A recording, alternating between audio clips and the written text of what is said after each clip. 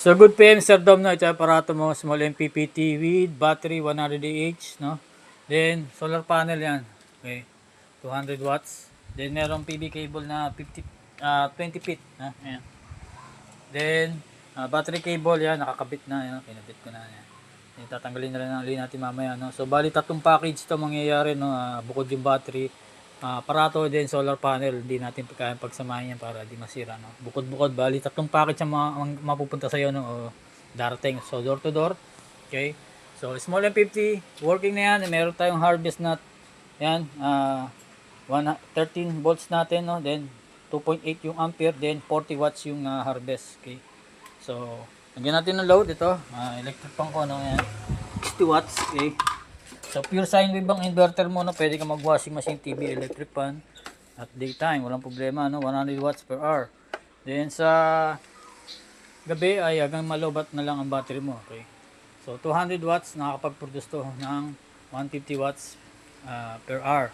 No, nagpipick to ng 180 watts sa tanghali. Kaya kayang-kayang i-charge itong battery mo, no. Hindi man 100%, 70 to 80% kaya nyo i-charge yan kung hindi mo ginagamit. Pero syempre kung gumagamit ka ay mga 50% lang ang ma-charge dyan. Then kinabukasan charge ulit. So medyo may kalakihan ng capacity ng battery mo, 100 Ah. Kaya pwede ka pa mag-add ng isang 200 watts if ever in the future, no, yan. So yan, 1000 watts surge yung inverter mo. Then 12 volt system, 500 watts ang continuous. Okay, pinaka-max na load mo. Then ito mismong ano natin, no, aparato na yan.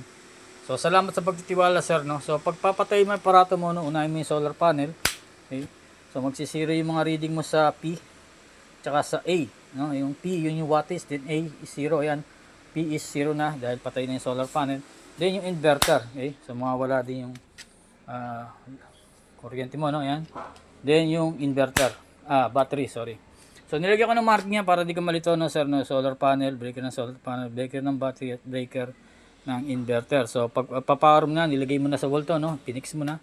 Kabit mo yung battery dito, positive. Ayan, nilagyan ko ng marking din, no. Then ito yung negative mo, okay. So meron namang nakasulat, meron namang bakat diyan, no. Ayan. So pag nakapix mo na yung mga wire mo, power mo yung mismong battery sa gitna. Okay, mag-initialize yung MPPT mo diyan. Okay. So 13.1 volts, then 0 pa sa A at sa P 0 din, no. So power mo yung solar panel, ayan. Okay. So magkakaroon ngayon ng reading niya, no. So kailangan tama yung color coding, no. Naka-red tayo, red is to red, black is to black. Then yan, meron na 50p o wattage. Then 3.6 yung ampere niya, okay.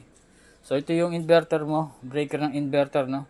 So pag pinower mo yan, magkakaroon ka na ng kuryente dyan sa outlet mo. So pwede ka mag-extension, walang problema. TV, electric fan, washing machine, ilaw, mobile, walang problema, no. Ayan. So mataas ang battery mo, 13.2, kaya nag-reconnect agad. So reconnection is 13 yan, no. Then disconnect ay 11.5. So pag na-reach ng battery mo yung 11.5 na yan, mawawala yung LED red, mamamatay yung inverter mo. So i-charge muli yon. Kinabukasan pag umabot ng 13 ay ilaw uling LED red, magkakaroon ka uli ng kuryente. So nakaset ang LVD mo dyan sa reconnect is 1.5. So kaya naging 13, ipa-plus mo tong 11.5. 11.5 plus 1.5 is 13 volts ang reconnection. So yan, no. Relay mo, goods na yan, wala ka nang gagalawin. MPPT, wala ka nang gagalawin, no. Salamat ulit sa pagtitiwala, sir, no. Pwede tayong mag-chat or video call. Then naka-add din naman tayo sa GC, no. So salamat ulit sa pagtitiwala. Bukas po sisip ko na to, babalutin ko na lang muna ngayon. So thank you, God bless.